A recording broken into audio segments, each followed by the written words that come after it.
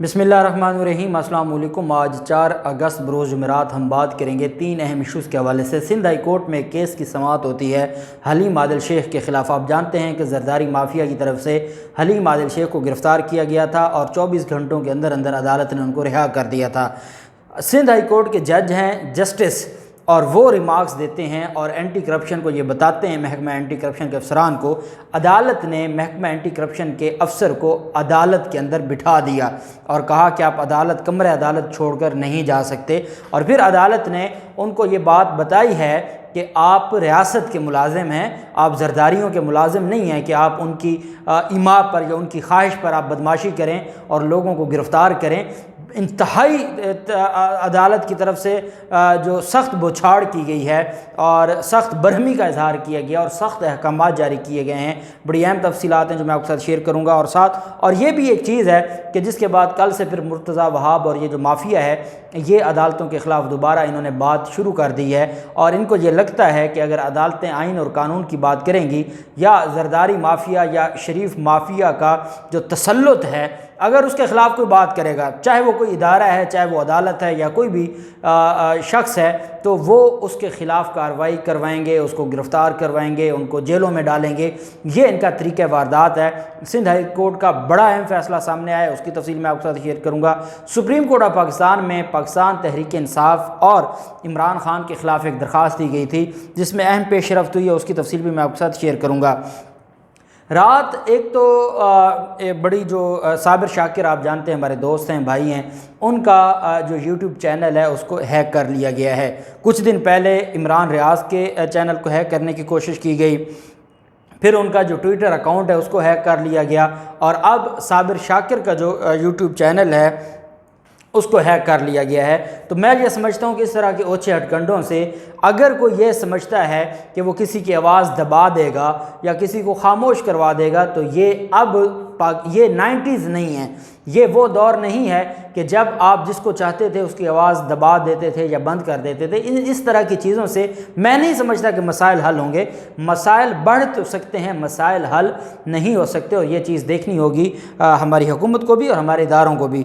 दूसरी तरफ रात एंकर इमरान रियाज खान को एक इंटरव्यू दिया। इमरान खान ने जो चेयरमैन है पाकिस्तान तहरीक इंसाफ के और साबिक वज़ीर आज़म हैं, बड़ी दबंग गुफ्तगू की है और उन्होंने कहा है कि जो बातें ये कह रहे हैं कि ECL में नाम शामिल कर देंगे, इमरान खान ने कहा है मैं तो शुक्राने के नफल अदा करूँगा, मेरा नाम ECL में ये डाल दें।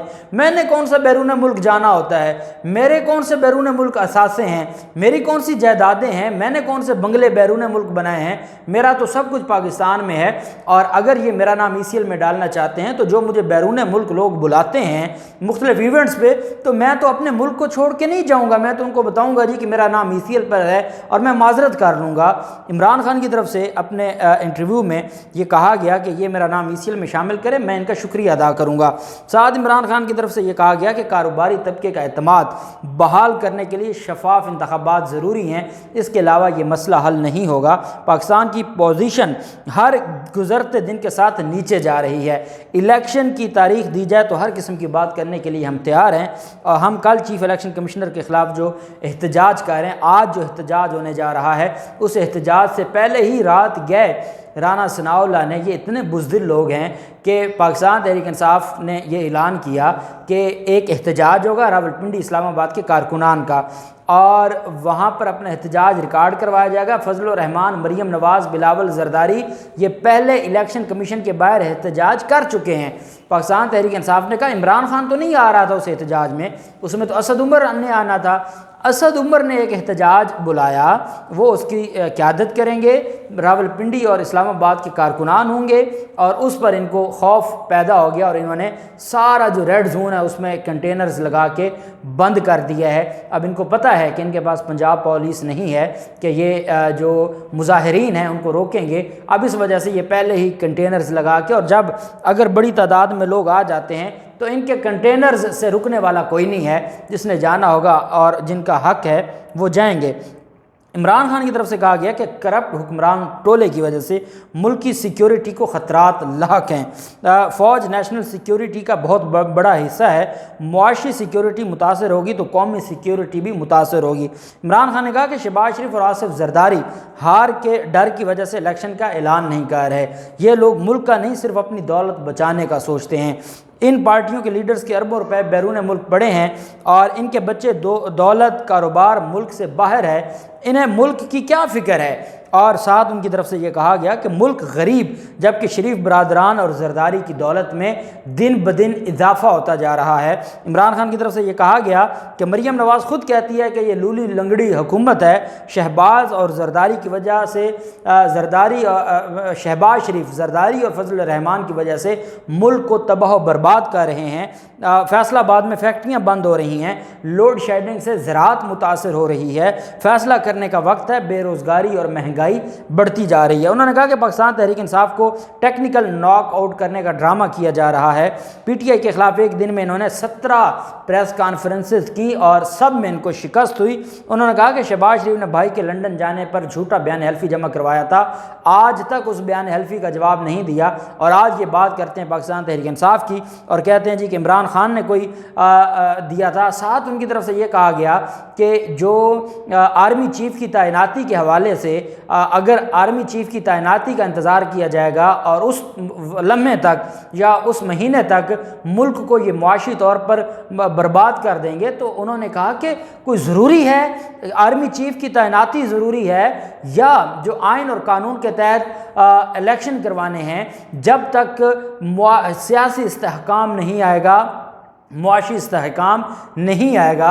اور جو بات اب کی جا رہی ہے، دیکھیں نا سوشل میڈیا کے اوپر اب ڈسکشن شروع ہو گئی ہے، اور یہ جو پاکستان نجم سیٹھی کی طرف سے بھی یہ بات کی گئی ہے اور جو باقی ان کی طرف سے سوشل میڈیا پر صحافیوں کی طرف سے یہ بات کی جا رہی ہے، اور اب تو یہ مزاحن بھی کہا جا رہا ہے کہ ڈرون بڑھیں گے تو ڈالر آئے گا، اور ساتھ یہ ہے کہ جیسے جیسے ڈرون کو رستہ دیا انہوں نے ویسے ویسے ڈالر نیچے آنے لگ گیا۔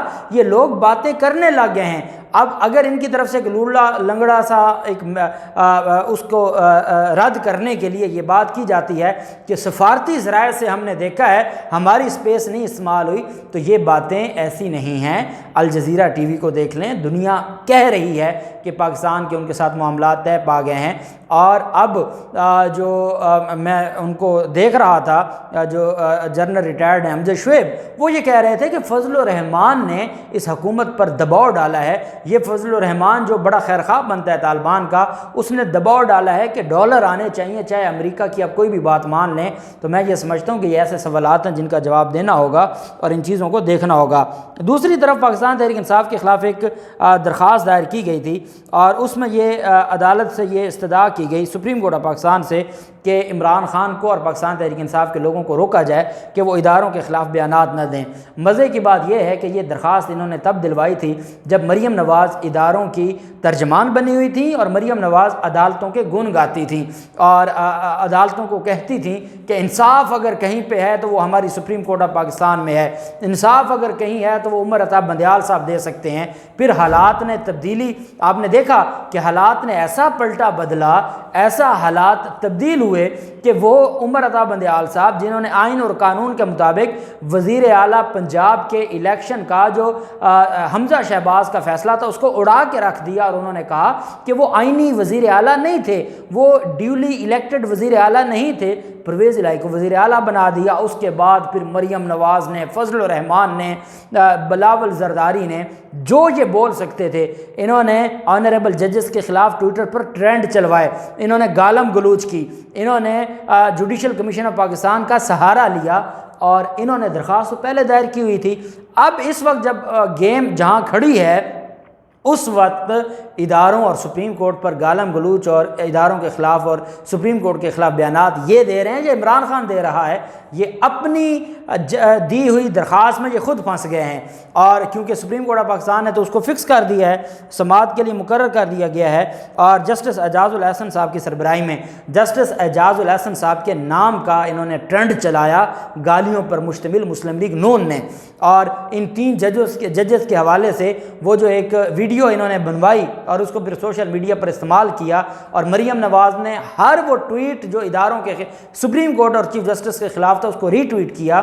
اس کیس کی چیف جسٹس اعجاز الحسن صاحب کی سربراہی میں 2 رکنی بینچ سماعت کرے گا۔ جسٹس یحییٰ آفریدی صاحب اس بینچ کا حصہ ہوں گے۔ کوسین فیصل ایڈوکیٹ نے یہ درخواست دی ہے۔ درخواست دی گئی تھی عمران خان کو مد نظر رکھتے ہوئے، لیکن اب یہ درخواست گلے پڑے گی مریم نواز کے اور فضل الرحمان اینڈ کمپنی کے۔ دوسری طرف حلیم عادل شیخ آپ جانتے ہیں کہ پہلے ان کو لاہور سے گرفتار کیا گیا، لاہور ہائی کورٹ نے ان کو رہا کر دیا اور کہا کہ ان کی گرفتاری غیر قانونی ہے۔ پھر وہ سندھ ہائی کورٹ میں گئے، سندھ ہائی کورٹ نے ان کو ضمانتیں دیں، اور پھر سندھ ہائی کورٹ کے حکم پر وہ شامل تفتیش ہونے کے لیے جو اینٹی کرپشن کے دفتر جاتے ہیں، اور وہاں ان کو ایک اور مقدمے میں گرفتار کر لیا جاتا ہے۔ وہاں سے جب ان کو ریمانڈ کے لیے پیش کیا جاتا ہے تو جو جوڈیشل مجسٹریٹ ہیں وہ ان کو ڈسچارج کر دیتے ہیں کہ ان کے خلاف کیس بنتا نہیں ہے۔ ان کی درخواست پر سندھ ہائی کورٹ میں سماعت ہوئی، اور سندھ ہائی کورٹ نے حلیم عادل شیخ کی گرفتاری پر اینٹی کرپشن حکام پر سخت برہمی کا اظہار کرتے ہوئے کہا کہ نوکری کریں، کسی کی غلامی نہ کریں۔ سپریم کورٹ کے جو جسٹس ہیں ان کی طرف سے یہ اینٹی کرپشن اسٹیبلشمنٹ کی حلیم عادل شیخ کی جو درخواست تھی اینٹی کرپشن کے خلاف، اس پر سماعت ہوئی۔ اینٹی کرپشن حکام پر عدالت نے برہمی کا اظہار کیا اور اپوزیشن لیڈر کو گرفتار کرنے والے افسر کو عدالت نہ چھوڑنے کا حکم دیا کہ آپ عدالت میں بیٹھے، آپ عدالت چھوڑ کر نہیں جا سکتے۔ عدالت نے افسران کو تنبیہ کی کہ نوکری کریں، کسی کی غلامی نہ کریں، جن کی غلامی آپ کر رہے ہیں وقت بدلنے پر وہ آپ کو پہچانیں گے بھی نہیں۔ اور عدالت نے کہا کہ اپنی نوکری کا خیال رکھیں، جو کچھ آپ کر رہے ہیں وہ نوکری نہیں غلامی ہے۔ عدالت نے کہا کہ جس میٹنگ میں مقدمہ درج کرنے کی سفارش کی گئی اس کے منٹس پیش کریں، تفصیلی وجوہات اور شواہد جن کی بنیاد پر مقدمہ ہوا ہے وہ بتائیں۔ عدالت نے کہا کہ 30 سال پرانے معاملے پر اچانک آپ اتنے ایکٹیو ہو گئے کہ آپ نے 20 مقدمات درج کر دی ہیں۔ SEC1 ممبران آئندہ سماعت پر پیش ہوں۔ عدالت نے deputy director anti corruption east اور جامشورو سے بھی جواب طلب کرتے ہوئے حلیم عادل کی گرفتاری سے متعلق حکم امتناع میں توسیع کرتے ہوئے سماعت 17 اگست تک ملتوی کی ہے۔ سندھ ہائی کورٹ یہ کہہ رہی ہے کہ غلامی نہ کریں۔ سندھ ہائی کورٹ یہ بات جان گئی ہے کہ سندھ میں جتنے بھی ادارے ہیں وہ غلام ہیں زرداری خاندان کے، اور جو سندھ اسمبلی میں اپوزیشن لیڈر ہیں ان کے خلاف یہ ان کی جو کاروائیاں تھیں یہ پولیٹیکل وکٹمائزیشن تھی جو زرداری، بلاول اور آصف زرداری کر رہے تھے، اور عدالت نے ان کا راستہ بند کر دیا ہے اور ان افسران کے خلاف بھی کارروائی کی ہے، اور یہ ان کے لیے تاریخی ذلت ہے۔ دیکھتے ہیں مزید کیا ہوتا ہے، جو بھی تفصیلات ہوں گی آپ کے ساتھ شیئر کرتے رہیں گے۔ اللہ پاک پاکستان کا حامی و ناصر ہو۔ بہت شکریہ، اللہ حافظ، پاکستان زندہ باد۔